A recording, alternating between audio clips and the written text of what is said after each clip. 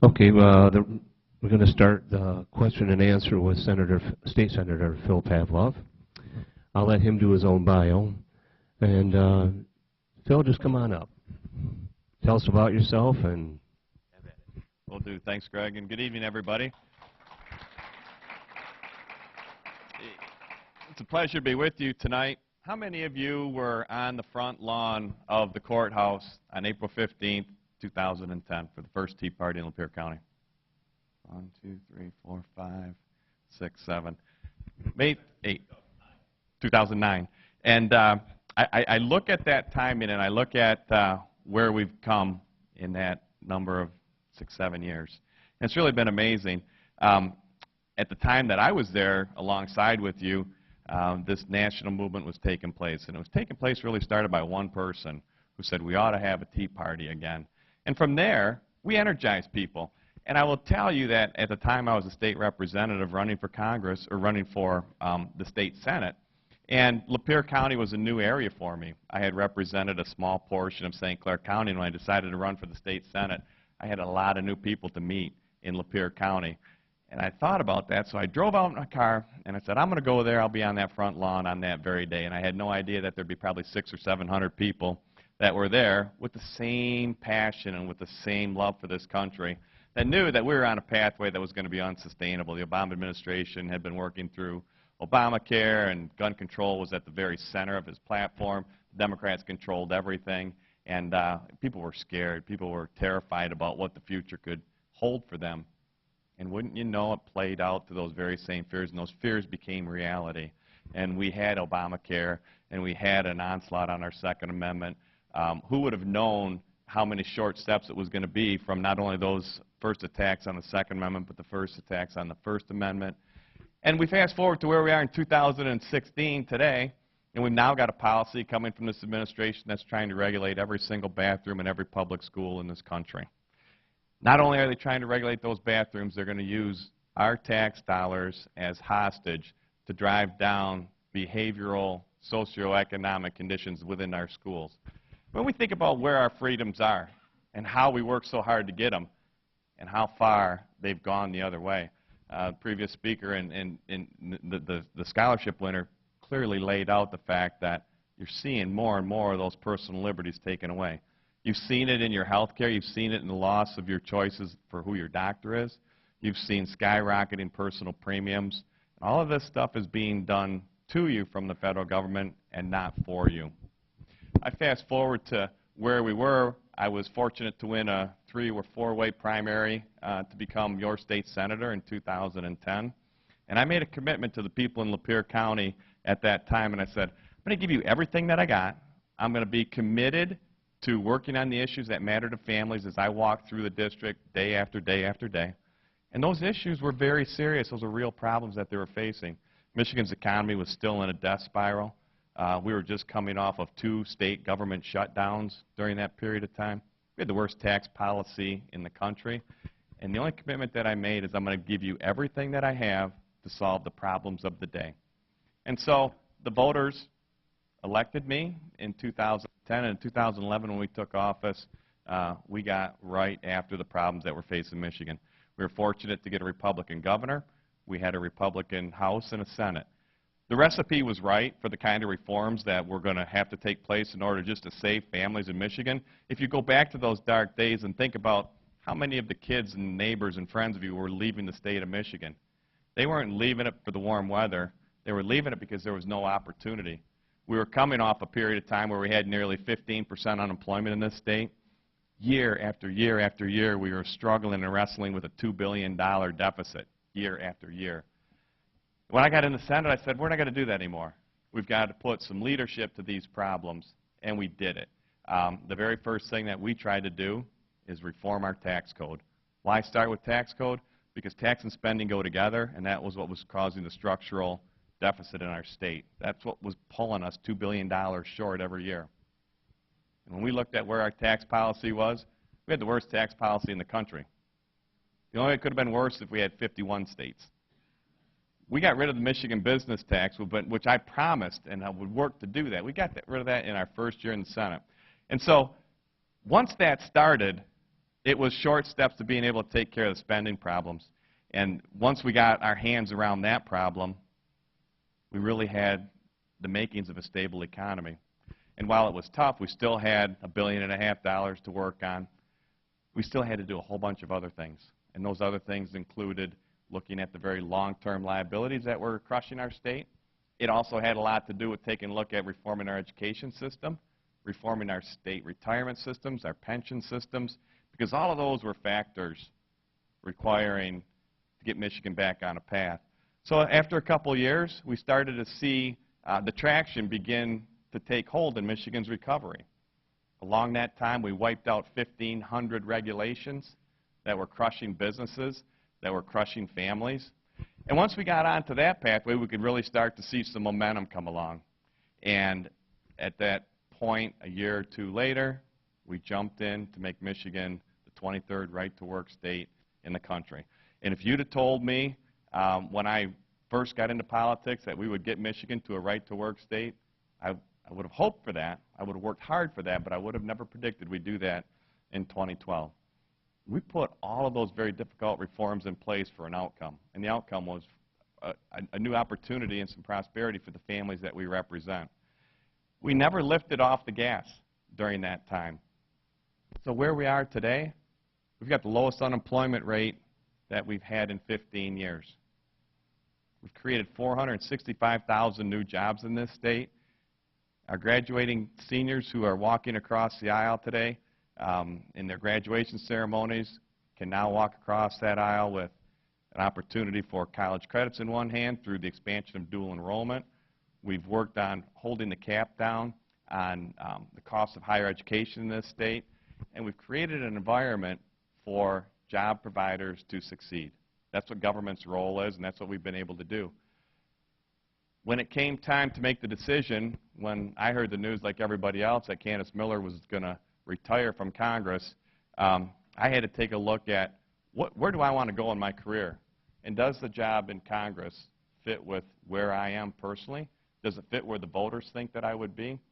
And I concluded very quickly that if we were to apply the very same leadership principles that we've been able to accomplish, those great results in the state of Michigan at the federal government, that's something I'm very interested in doing. That's something that I would commit 18 months of a campaign in an open congressional seat to win. But more importantly, after that campaign was done, be the commitment that I would do to go in there and take on those very same problems. If you're looking, and there's 5 Republican candidates that will be squaring off on August 2nd, I'm here asking for your support tonight. I'm here to demonstrate my record, answer questions that you would have. But when I thought about the problems facing our country, tax code. At 35%, we have the highest marginal tax code in the world. Imagine what it would look like if we took it from 35 down to 25, and we weren't sending these corporations to different countries, driving them out. See, the problem with the 35% tax code is that when they leave the burden with the people that stay. And so that number is going to continue to ratchet up. And it's killing jobs, it's crushing families, and it's putting us at a disproportionate advantage in a world economy. And our competitors know that. This isn't any secret. They know they have a competitive edge over the United States, and we don't need to give that back. That's the biggest issue facing our country today. The other thing is the spending problem. We're ticking real close to a $20 trillion deficit. And I know there's smart people in this room, but it's very difficult to imagine how big $20 trillion of debt is, but it's big. And it's about 60 grand for every man, woman, and child in this country. And as we continue to have unchecked spending, we're accumulating more and more debt on the people that can least afford it. And that, again, is squeezing out economic opportunities. That's why we have an economy that's plugging along at 1.5% growth. I mean, imagine what this country would look like if we got the right policies in place that got us to 4%, which is about the normal, which is about the average of how an economy should be performing. It will not get there under the current conditions.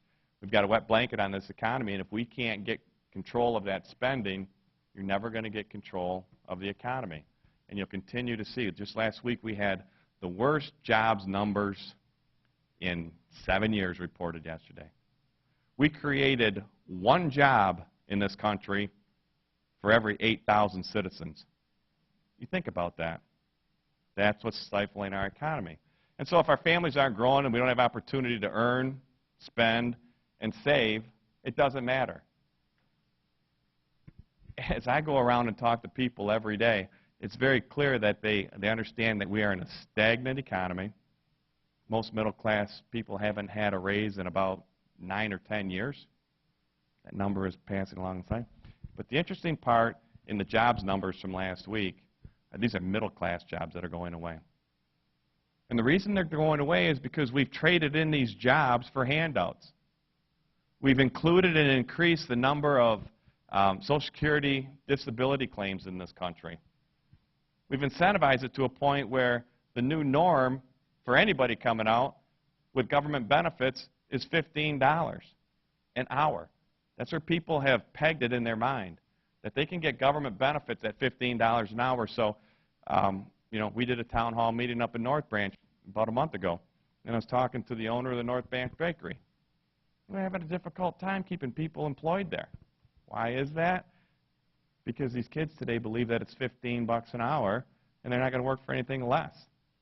Their economy, their businesses are struggling because of the handouts. We need to put jobs in front of handouts. The only way we can get jobs ahead of those handouts is have an opportunity to grow an economy and to be competitive not only in our country, but competitive around the world.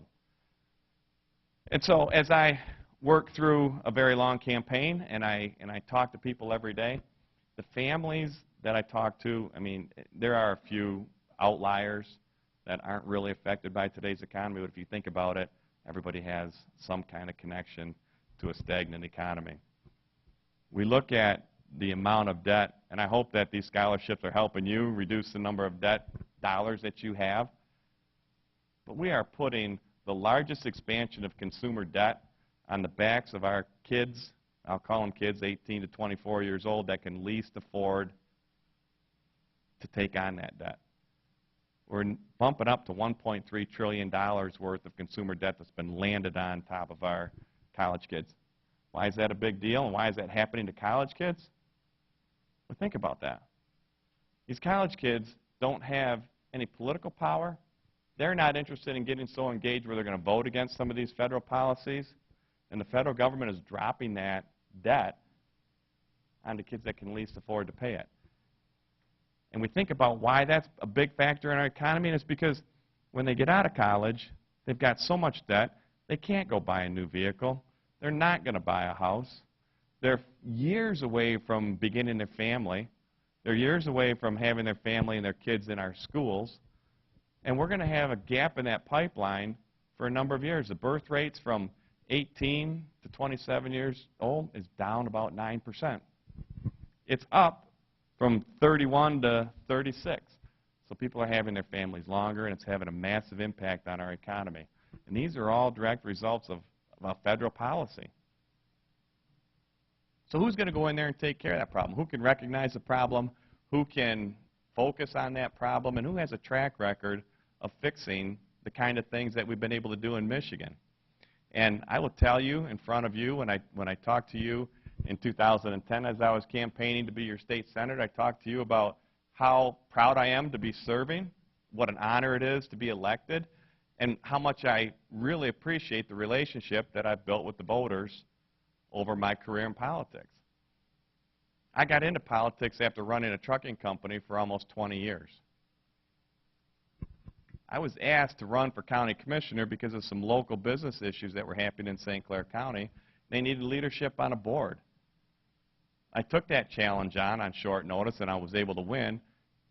From there, we did the same thing at the state. We ran for state representative, and I enjoyed it. I loved that job. And then I was fortunate enough to be your state senator for 4 years. Lost you in 2014. Didn't forget about you, but lost you because of a redistricting issue. And I picked up Huron County and Sanilac County. And that has been so helpful for me as I looked at weighing my opportunities to run for Congress. Because if you look at the district that I've represented, it's about 45% of the entire congressional district in terms of registered voters and voters in the primary. That alone doesn't give you a whole lot of advantage. It is a factor, but it is not the factor. what will be the factor, what will determine who wins this race on August 2nd is the one who has the relationship with the voters, who can clearly demonstrate a path and a vision, and has a track record that can demonstrate that you've taken on the most difficult issues facing the state. We don't, in the Michigan Senate, we don't just get to pick one issue to work on. We've got to work on them all. We were talking earlier about energy. We're going to deal with energy tomorrow. We're going to deal with Detroit Public Schools tomorrow. We're going to deal with medical marijuana tomorrow. And the reason that I do these events is to be able to hear from you. And what do these issues mean to you and to your community? And I've worked really hard to be able to keep those lines of communication open. I won't point out any names in here, but I can tell you a lot of long rides since I commuted every day from Lansing to St. Clair. I can tell you that there were a lot of Tea Party people that I would talk to either on my way in or on my way home. And my cell phone number is everywhere. And so I'm here tonight. I appreciate the opportunity. Unfortunately, we got snowed out a couple months ago, and it was looking tonight like we were going to be voting all night, but we moved our schedule around, so I was fortunate because I didn't want to miss another one of these things because it's not going to do you any good to talk to me in August or September when this has already been concluded. So I appreciate getting me back on the schedule, Tim. I do appreciate that. And I would just tell you that the next 60 days, you're going to see a lot of information's going to be coming at you. But the one thing that I can tell you that I know with certainty after building relationships with the voters in the Thumb and Macomb County is that the voters are pretty sophisticated. The voters pay close attention, and the voters are doing their homework. And so I'm confident that the right decision will be made. I'm asking you for your support tonight. And in exchange for that support, I'm giving you a commitment. And that commitment will go as far and as long as I have the support of the voters. That's what gets you to Washington, but more importantly, that's what keeps you viable to take on the most difficult issues that are facing this country. And if I can't come back from Washington, if I'm blessed enough to be elected your congressman, and come back to a room like this and still have your support, the only way that I get your support is staying true to the values. It's staying committed to the principles that I'm asking you to consider in your decision, because I don't need the big corporate PAC money. You don't need a lot of money to win these races today. What you need is a clear vision, able to demonstrate a track record, put that consistency out there, and I assure you the voters will get it right. I thank you for your time. Greg, you're going to moderate some questions? Right. If you want a question, please raise your hand. I'll hand you the microphone so we can get it on the tape when we put it on our website. So does anybody have a question?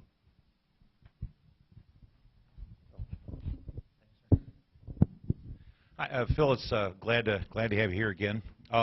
Just recently, in fact, last night I was listening to the news, and when the whole health care thing went through, one of the big things was, that no, and I don't mean to sound, I know the whole undocumented folks are kind of another issue, but regarding health care, I understand now that California, of course California, is looking at ways to sidestep that issue and just to give out the health care to folks that are breaking the rules and showing up at our borders. And I'm wondering, from your perspective, do you sense, or what do you think are the possibilities for dealing with that if you were to make it to Washington? And what are your thoughts on that? Because for a lot of us, there's a lot of different decisions there, but again, our federal government, the Tea Parties and conservative groups, first off, were targeted by the IRS. I mean, there's just been one thing after another, but it was the constant lies. I mean, it's just, it's very distressing to even listen to the news anymore. But your thoughts on the whole opening up the health care to the undocumented folks?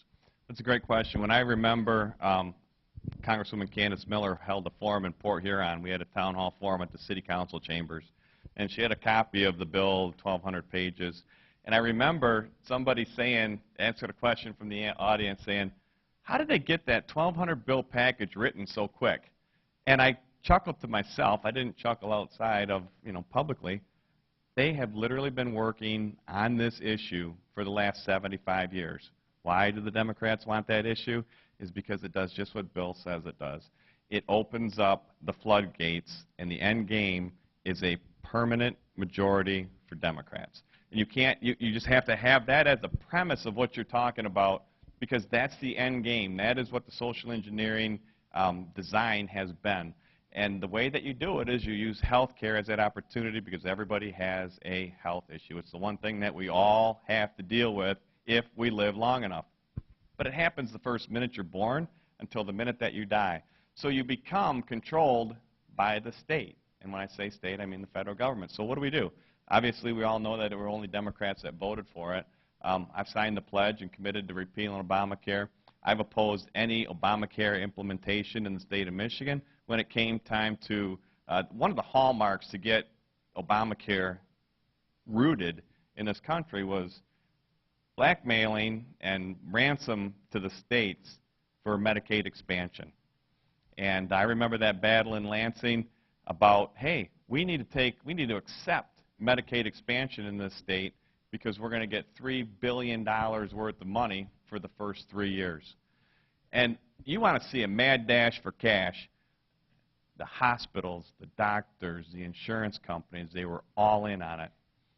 We couldn't muster enough to stop it in the Senate. If you'll remember, the governor was putting up billboards urging the Senate to take a vote on this issue. We didn't want to take the vote on the thing. We rejected it on its face. Why? Because once that camel's nose gets under the tent, you are in there. So here's what's happened since 2012 when the state of Michigan implemented Medicaid expansion. It was always suggested that there would be about 350,000 people that were going to sign up for Medicaid benefits in the next 3 to 4 years. Guys, we had 600,000 enrollees in the first year. That's a constituency that you cannot control. And when we find out how they got the 600,000, and if you signed up for Medicaid and you were in that condition where you needed that help and support, that's one thing. But Medicaid expansion was never based on needs. It was based on income. It had nothing to do with a healthy 21-year-old versus a very sick 84-year-old individual. It was all about mass. And so when you get 600,000 people, it's very difficult to say, well, 300,000 you have to go because you're healthy. 300,000 you can stay because you do meet the requirements for Medicaid. Since then, we've continued to raise the HICA tax. Without getting into detail, that's how the state of Michigan pulls down our federal match money. But guys, that federal match money is going away. We are going to be weaned off that first free shot of cash, that free injection, that boxcar of cash that came to Michigan to our hospitals, and it's slowly going to go away. And it's going to affect the education budget, the natural resources, the public safety, our corrections budget, and pretty soon you're going to be consuming so much of your state budget paying for a Medicaid expansion program that was really the hallmark for President Obama to get a foothold on your life, on your control. And so when I talk about a room like this, building support for the difficult decisions that I'm going to go and face, I'm not going in there just to be comfortable. I don't care about being called a congressman. It's not something that I'm high on. It's just, I don't need you when I come back to say, hey, thanks for standing up. Thanks for taking a run at that. I can only imagine the insurance companies and the powerful lobby groups that are trying to, carve you in pieces for doing that. But if I have your support, that kind of pressure means nothing. And so it's all about control. And on a border state like California, you start creating permanent majorities. And it's happening in Michigan, too. I don't know how many of you have found and listened to the city of Detroit wanting to develop their own identification card. Anybody hear about that? Why do you suppose the city of Detroit wants their own city identification card? Where do you think that leads? So right now in Michigan, the minute you're born, you qualify for a Michigan identification. It's secure, it's safe. And if you don't have the money, the $10 or $15 for that card, they'll give you one. But these cities and municipalities, oh, by the way, Detroit's a sanctuary city, have co-sponsored legislation to remove all of their state aid, their revenue sharing, until they drop that designation as a sanctuary city. These immigration issues are real. They're in our backyard. They're very close. But what ends up happening is they get a pathway, and that pathway sometimes leads to voting when it isn't necessary. It leads to when it's not doable, when they actually don't qualify to vote. It also leads to opening up bank accounts. It leads to moving money out of the country. It leads to a whole lot of things that are actually having a big impact on our community. And so if you don't stop that whole program, you're going to continue to have the problems that you're talking about. You get rid of Obamacare. You replace it with something that is actually reasonable. In Michigan, we're discussing right now patient-centered health care, where you can actually go and build a relationship with your doctor outside of the insurance system, where you are controlling the health care, the relationship, and the cost that you pay to your doctor. Those alternatives need to be encouraged. I'm working with Senator Colbeck right now to get a pilot program in Michigan to start us on a pathway away from Obamacare. Any other questions? Oh.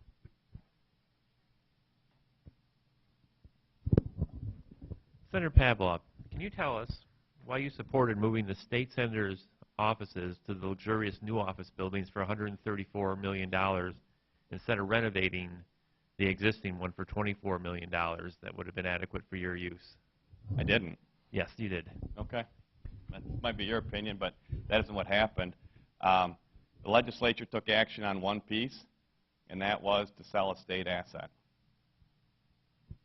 If you go back and look at how that happened, you'll find, and probably a better question for the Senate Majority Leader at the time, Randy Richardville. He made that decision, signed that paperwork on his own without legislative approval. I voted to be able to sell a building. So there was no vote to move into a building. There was no vote to renovate anything. There was simply a vote to sell a state asset.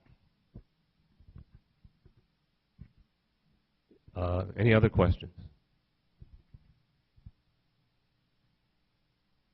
Common Core seems to be a big issue right now, Senator. And I believe when the state Senate voted for Common Core funding, that it passed unanimously by a voice vote. Yep. That seems to be a cover to keep people from getting politically hammered later on. Why wasn't there a roll call vote put on that funding, and it could have been killed before it even started? Yeah, let me tell you where I was on that issue. I chaired the Senate Education at the time. I was in leadership, and that was a leadership decision for the Senate Majority Leader to voice vote that because there weren't enough votes to push that through. So the Senate actually did not vote for that bill. They voted for it in the House with the record roll call vote. And what Majority Leader Richardville did at the time is he knew that there weren't enough votes for it. He knew that I had posseed and rallied enough no votes where that wouldn't have passed. And he did a procedural move where he gavelled it on. That's just an inside politics thing. And so I will tell you that for about 3 months before that actual gavelled on piece of legislation happened, I was in charge of eliminating the Common Core and at the same time replacing it with the standards that made sense in Michigan.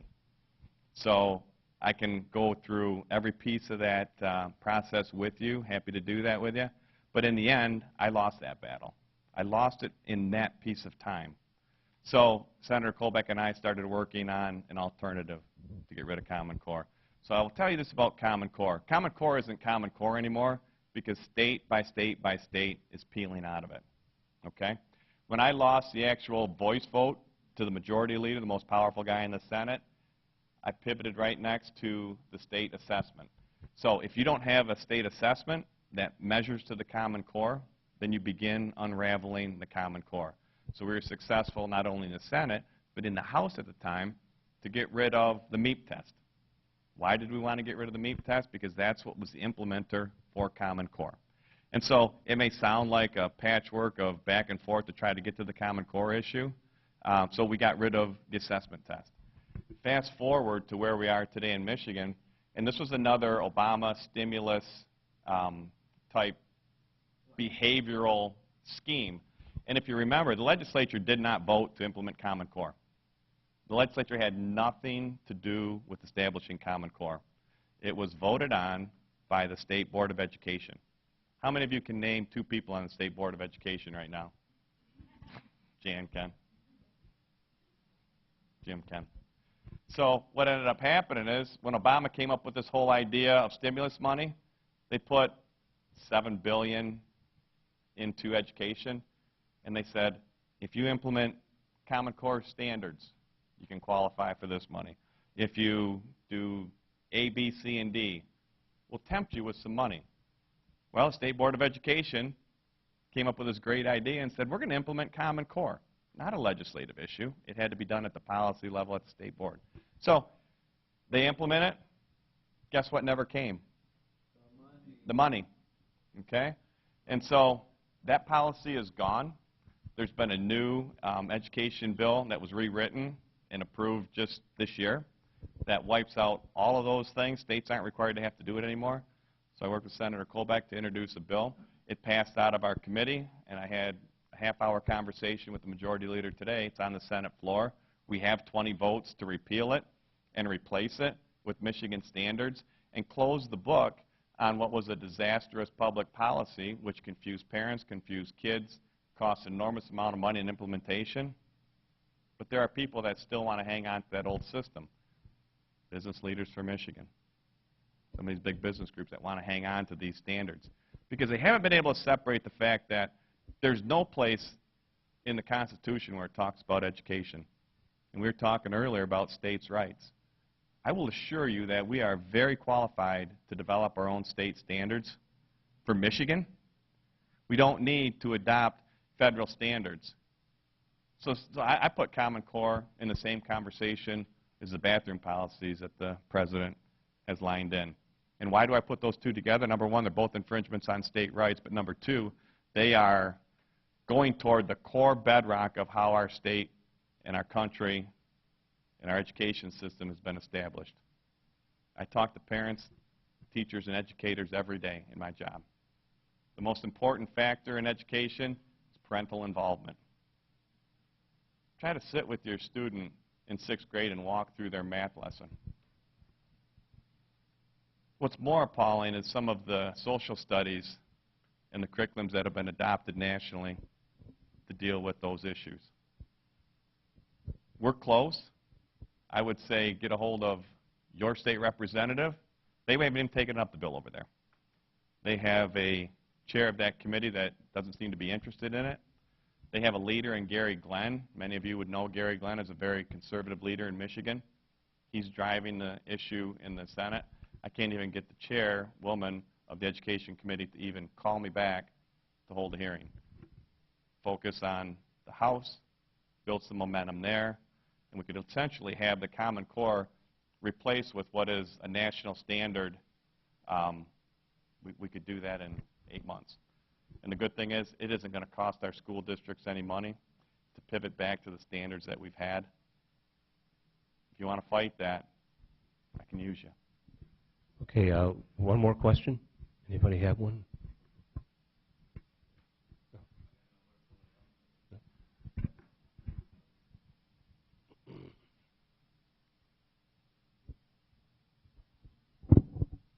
I have to say, Phil, I really hate to see our tax dollars spent. And the one thing I don't understand is you voted for the $500 million, what do they call it, the Michigan film credits that went in play. And I'm wondering, what do you know of that you voted for? And then would you actually made money on that, or did we actually gain back in taxes for that? Then also we had $1.5 billion spent on the 21st Century Jobs Program. And did that have any benefits to the state also in those programs during the Granholm administration?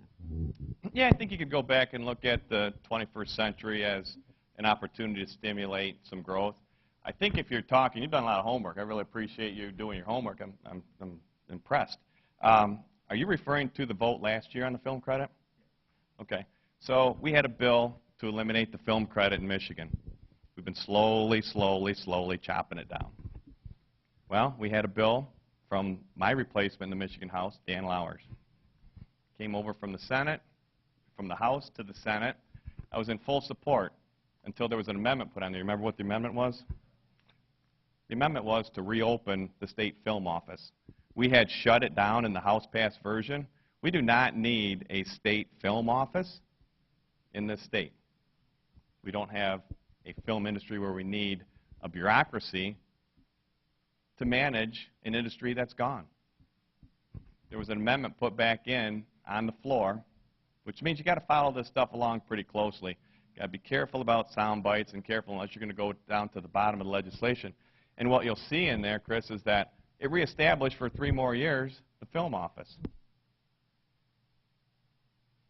Couldn't support that. Couldn't support it. Tax credits are gone. We put it into roads, rightfully so. Thank you. Got it, Tim. Any other questions for Senator? Have to be quick. Okay. Right off the bat, you'd mentioned the tax code, but you also talked about spending problems at the national level. So what would be some priorities for you of where we can cut spending at the federal level? Oh my gosh, where do we start? Let's start with entitlements. Start right there. I don't think that there's any need to continue to expand the Social Security Disability Trust Fund, particularly when we already know that it's scheduled to be bankrupt potentially in 2017, 2018 at the earliest. You know, some of the things that we did in Michigan is what I would apply to Washington. I'd start with welfare. In Michigan, when we finally adopted in 2012 lifetime benefits for welfare, we had 10,000 people that were still collecting welfare past the 4-year federal limit. But if you remember, that was Bill Clinton and Newt Gingrich's issue, welfare reform. But the states had to go in and adopt it. So we fought Governor Granholm for 6 years while in the House to adopt the 4-year maximum for health care, or for welfare. She wouldn't do it. Didn't happen. We did it in 2011 when we came back. So let me tell you, we had 10,000 families that were receiving that. We sent a letter, the department did. And the letter had 3 phone numbers on it. The first letter went out informing people that your benefits are going to cease on October 1st of 2012. Here's a phone number to help you with transitional housing. You could potentially qualify for a 90-day extension while you're in transition housing. The other phone number had a number asking people to call that phone number to see if they needed transitional food and benefits and aid for dependent women and children and WIC, things like that. And the third one gave the people that were on welfare for more than 4 years an opportunity at workforce training, job retraining. We got about, numbers are going to be rough here, 12 to 2,500, somewhere in there, people calling for transitional housing. Got about half of that, 700 or 800 for people that were looking for additional support for food and services for their family. Guess how many people called the phone number for job retraining? 0. Last time I looked, there were like 7. So what the media was telling you is that when Michigan adopts a lifetime benefit of only 4 years, that people were going to be dying in the streets and that there was going to be mayhem. The same thing they said to Governor Engler. It's all a myth. We got rid of that. But you know what else we did at the same time? We took 30,000 bridge cards away from college kids that didn't need them. 30,000 of them. Anybody read about college kids starving to death at U of M? I mean, you go to U of M, you see anybody? Now, hungry is one thing. Starving is a whole other thing. Just by that, those are federal pass-through programs. So we stopped that. Those food stamps come through, the food assistance. We've got the largest growing population in food assistance. But remember, we also have programs in the state that are designed to take care of the most vulnerable people. Where's the line between vulnerable? And where's the line between true need? And so if you can't start with those entitlement programs, that's where the big money is. But on the spending, anybody want to guess what the third largest line item in the budget is going to be next year? The federal budget? Interest on the debt. Before we go to bed tonight, we're going to accumulate $2.5 billion worth of new debt just today. We're going to do another 2.5. And so when I talk about reforming tax policy, the only way that you can stop that is to cut the fuel line. But you better have the resolve to be able to take the politics out of the spending. And if you can't do that, you're going to get caught up into the same rat race that is federal spending. And you could go on and look at programs that don't make sense in the federal government. You can go, I mean, there's, studying beetle reproduction in Alabama. You can talk about the amount of impact the EPA has had on job providers, on the agriculture community, and how these federal regulations are crushing our economy. You want to talk about getting an economy growing, you take the regulation out. We did it in Michigan. We can do it at the federal government, and you'll start to see that recovery take hold. Because people will have confidence again, families will be stronger, they'll have an opportunity to earn, save, the way that they used to be able to. But right now, at 2%, anybody check their 401k lately?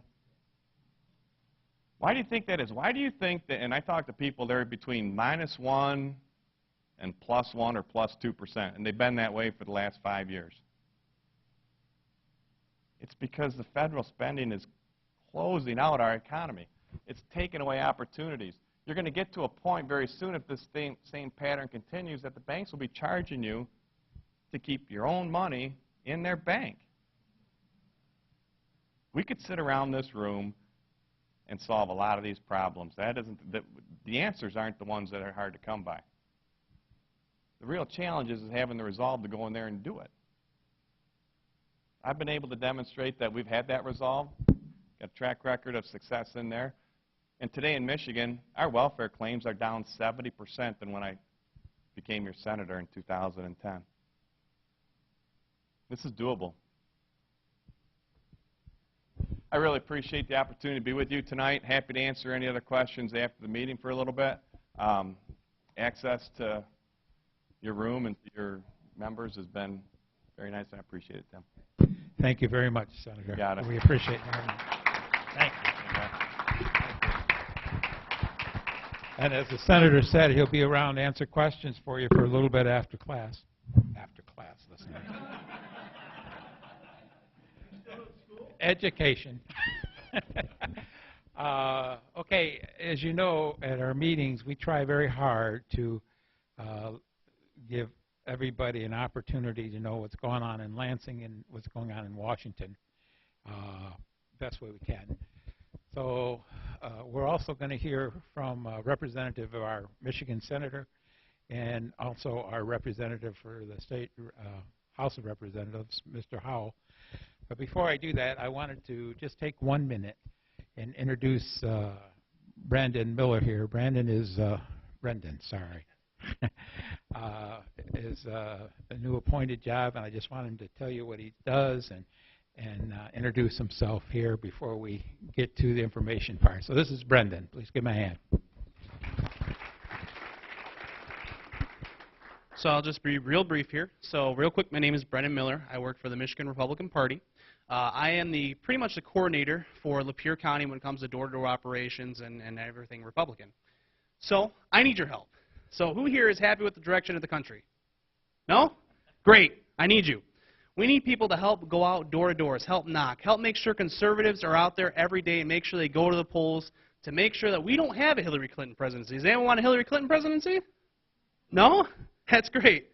And another thing I wanted to bring up too, if you say, oh, I don't know, I'm not really sure about going door-to-door, I haven't done it before, that's fine. That's why I am offering you a chance to go to a free, registration-free, with free food event. We're talking about this Saturday. We're going to do a training program for anybody who is interested in going door-to-door, interested in maybe just the process. You get to come in free of charge at 11 o'clock, get to go through basically how to knock on a door, how to approach people, how to talk to people at the door. And then we give you a free lunch, and you get to go on for there. No commitment, nothing to worry about. So, once again, it's at 11 o'clock at the Lapeer Center for Innovation, also known as the Old Lapeer West High School. Hopefully, I plan to see each and every one of you there because no one raised their hands. And also, if you are interested in helping the Republican Party move this state and move this country forward, please come and see me after the meetings so you can sign up. I'm not asking for a lot of commitment. Literally, 3 hours a month, that's it. So, thank you. Thank you, Brendan.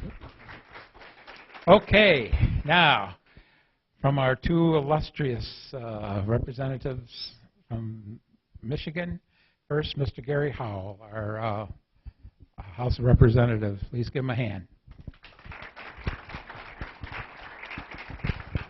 Thank you, Tim. This is going to be brief and direct to the point. No BS. My name is Gary Howell. I'm your state representative.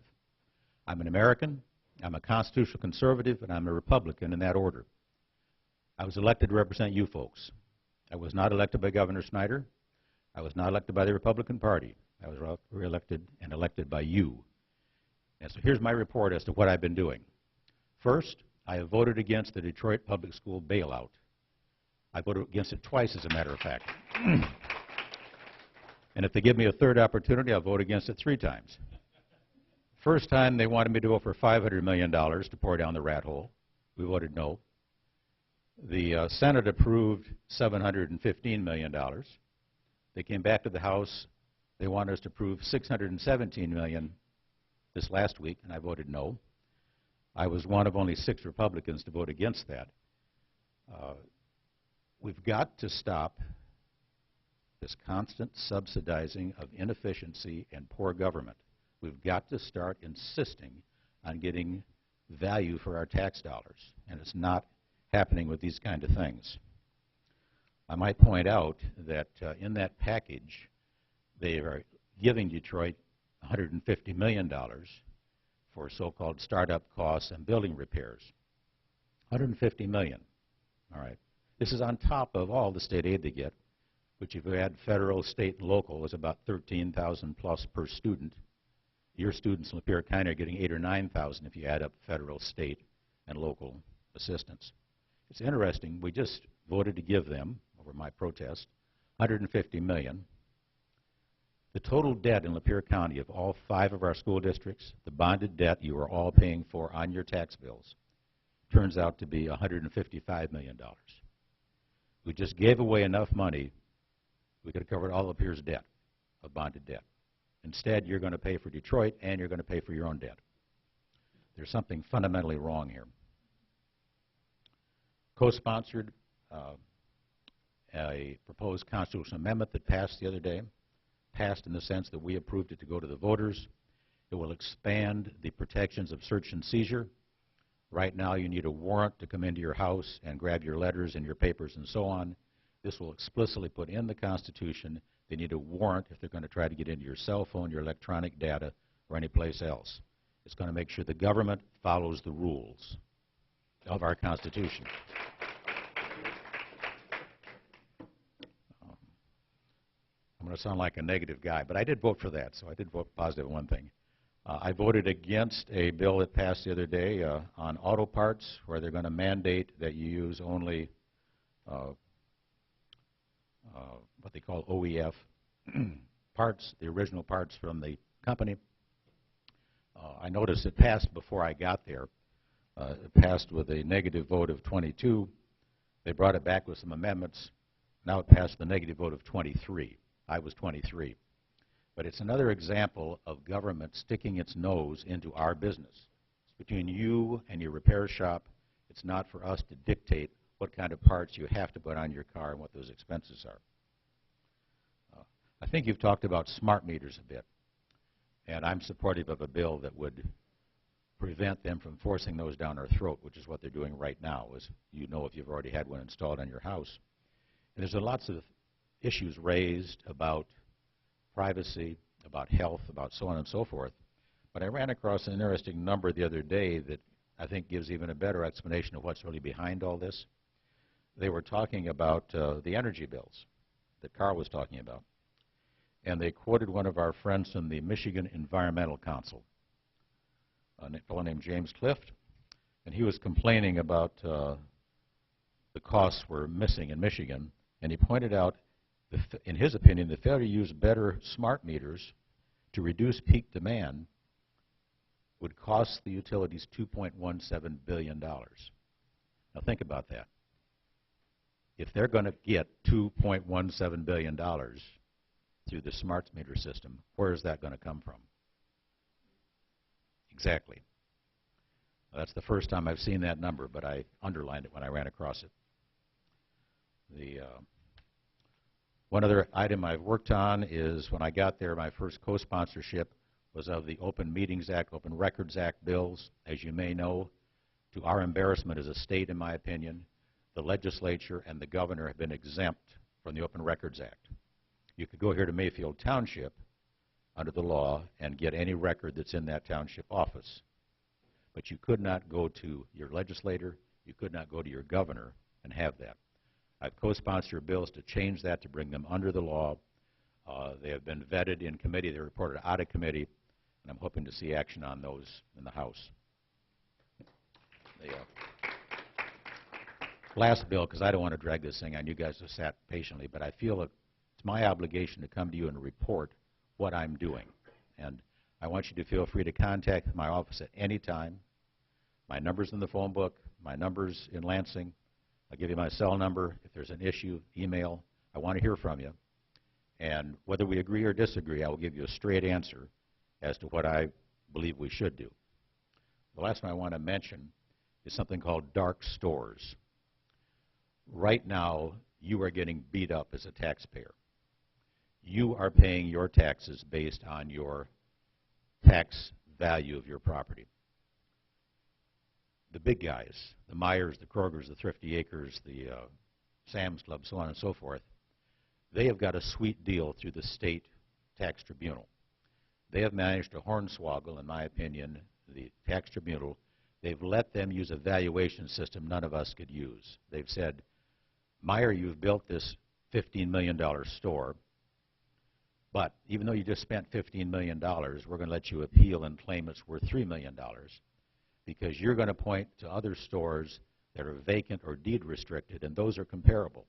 And believe it or not, the tax tribunal has granted those reductions. So we're taking it in the ear as taxpayers, and the corporations, the big ones, are getting away with a lot of money. I've co-sponsored a bill that will mandate that the tax tribunal use standard appraisal values on all properties, including these big boxes. It's come out of committee. It's on the floor of the House. I hope we're going to pass that bill yet this week.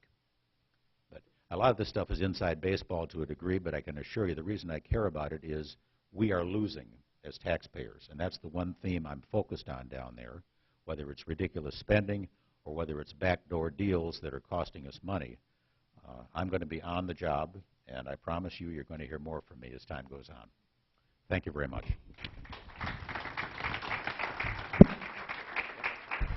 Thank you, Gary.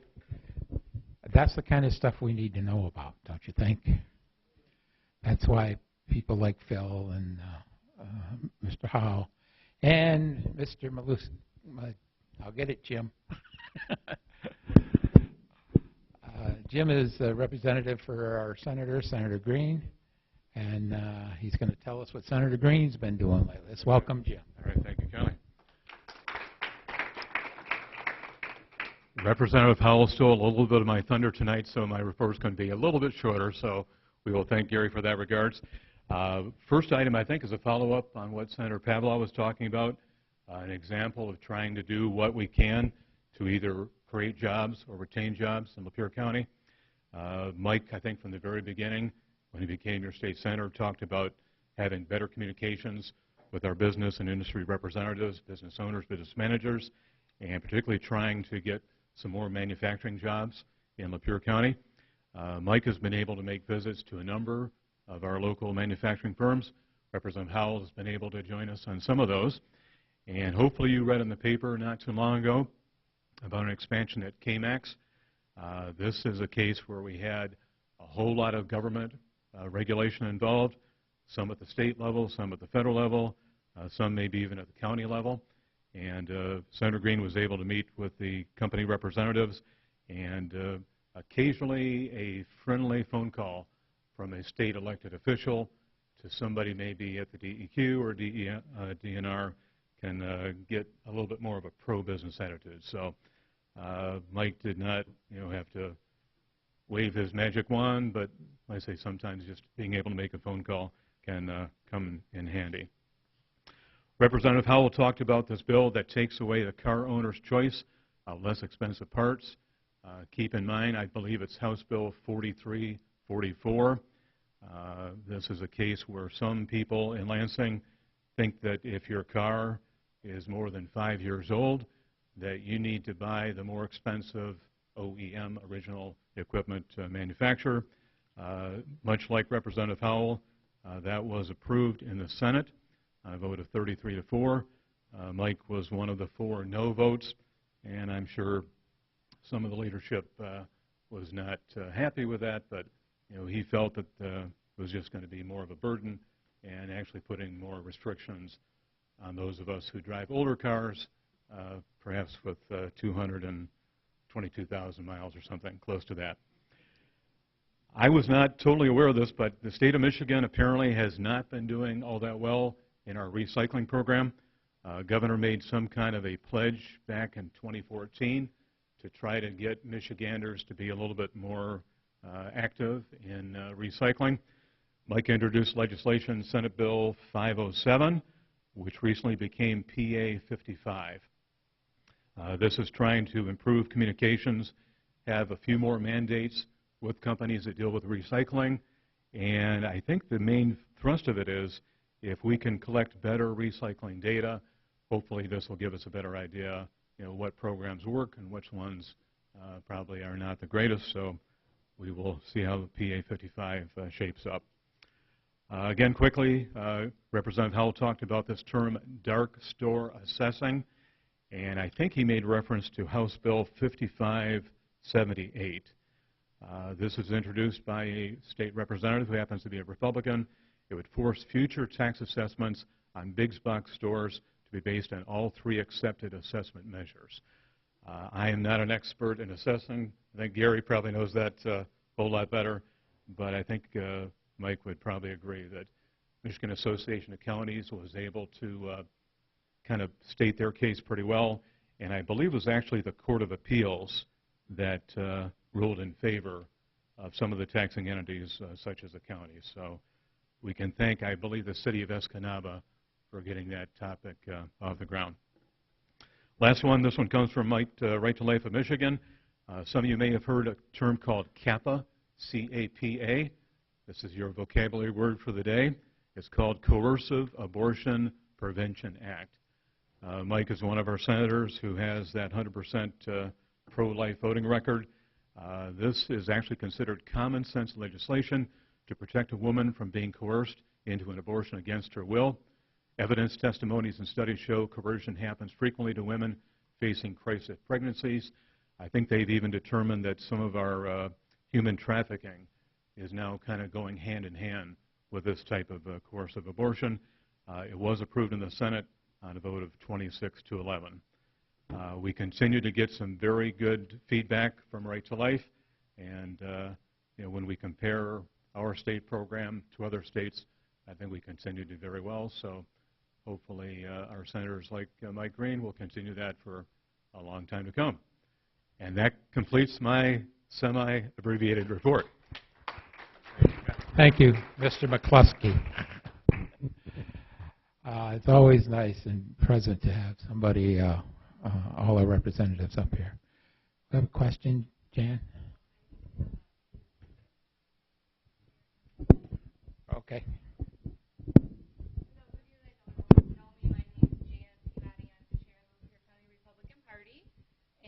I would like to invite you all to come to our summer picnic meeting next Thursday night, June 16th, at the home of Roger and Ann Harris's.